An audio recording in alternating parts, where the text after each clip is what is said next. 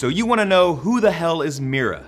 Well, she's Queen of Atlantis and also Aquaman's wife. Yes, someone actually married this dude. I buried my dad this week. I'm all alone. Yo, leave him alone. We're talking. So what, he talks to lobsters? I'm sure he's a great guy. I bet you talk to your pets too. Anyways, for the next few minutes, I'm gonna talk about Mera's backstory, but before I get into it, do me a favor, hit subscribe. We have a whole lot more on your favorite comic book characters, including Adam Warlock and the Inhumans. Plus, my friends Buddy and Chastity are breaking down American Gods, while Greg and another Ryan talk Twin Peaks. Me, I'm Ryan. You can find me on Twitter at RyanEricP. Hit me up. Let me know what other characters we should do a deep dive on. Get it? Deep dive? Because Mera's in the ocean. She's swimming. Sorry.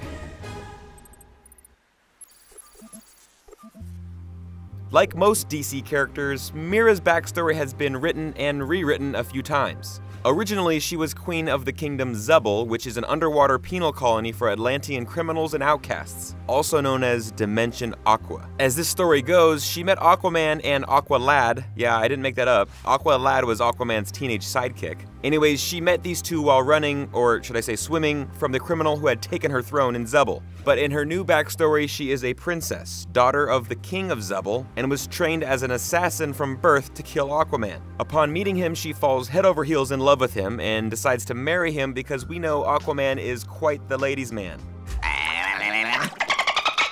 I do not just call when I've been drinking.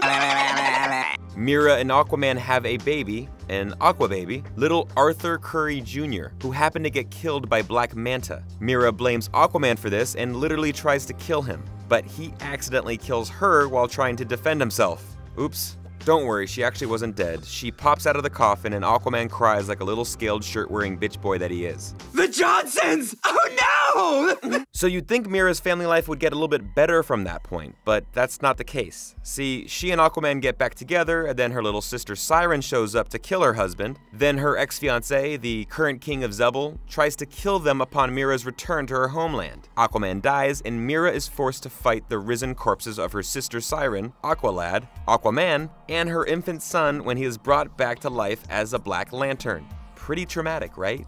That's exactly when Mera is filled with an uncontrollable rage and becomes a Red Lantern, and just throws up all over the place, all that red plasma. Shout out to anyone who knows the name of this cat.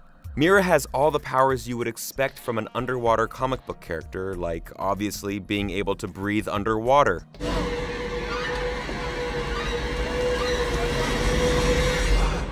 Gills. She also possesses superhuman strength, swimming speed, and leaping ability, as well as enhanced senses and durability. She can withstand any water temperature changes and pressure changes. Similar to all Xebelians, Mera has the unique power of hard water. Sick of scrubbing soapy scum in sinks and tubs? Hate that slimy feeling that won't rinse away? You have hard water. That's a different hard water. She basically can manipulate the water around her to form any shape imaginable to use as a weapon.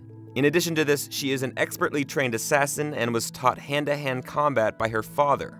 Mera has also revealed a limited degree of telepathy in order to communicate with her fellow citizens, but unlike Aquaman, she can't talk to the fish. You must be getting inside the dolphin's head and communicating. I'm saying to Snowflake, "Aga, aga, aga, aga, aga," and he is saying, "Aga, aga," and he is up on the tail.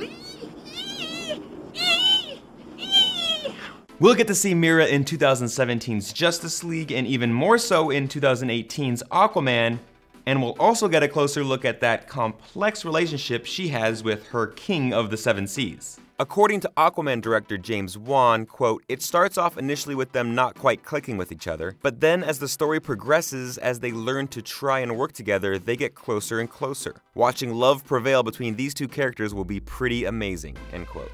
As we've seen from on-set photos, Amber Heard looks like the perfect choice to play Mera, but this isn't the first time the character has been adapted for live action. You might remember that she was featured in the final season of Smallville and famously threw a whole bunch of shade at Lois. It's understandable that you would seek a superior companion. Just surprised that powerful men would choose someone of lesser ability. But if Jason Momoa's version of Aquaman is any indication, we are in for a much more badass adaptation of this comic book couple.